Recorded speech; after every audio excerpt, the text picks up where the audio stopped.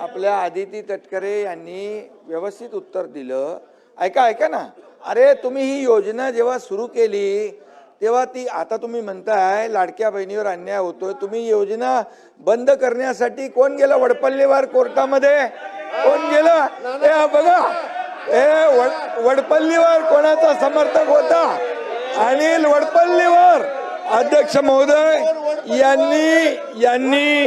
यांनी योजना बंद व्हावी म्हणून कोर्टात गेले आणि ते नानाचा माणूस होता वडपल्लीवर. आणि या ठिकाणी बसा ऐका, सत्य ऐका जरा. आणि म्हणून आम्ही जी योजना सुरू केली त्या योजनेमध्ये बिलकुल कुठल्याही परिस्थिती आम्ही चांगल्या भावनेने भूमिकेत ही योजना सुरू केली.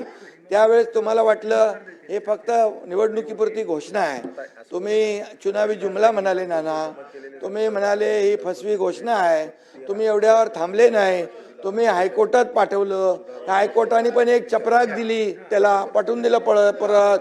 आणि तरी सुद्धा आम्ही या ठिकाणी त्या लाडक्या बहीण योजनेचे पैसे नाना जमा केले. त्याच्यामध्ये तुम्हाला वाटलं आता आचारसंहितेत पण पैसे बंद होतील, तर आचारसंहितेचे पण ॲडव्हान्स पैसे आम्ही टाकले.